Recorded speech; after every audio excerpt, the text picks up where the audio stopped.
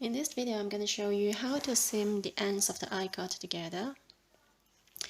I want to overlap the two ends with this one on the top because that cast on end is much neater than the end. So first, I pass my needle through some stitches and then I overlap the cast on edge on top and then I fix it.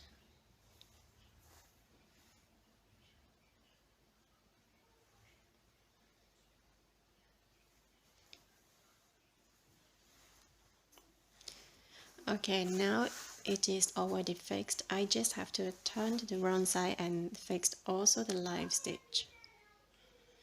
I just have to fix it somewhere. And then I can remove the removable marker.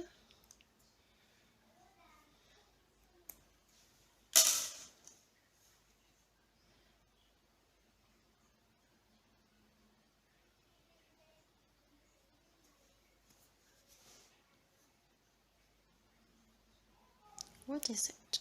I don't. This is the live stitch.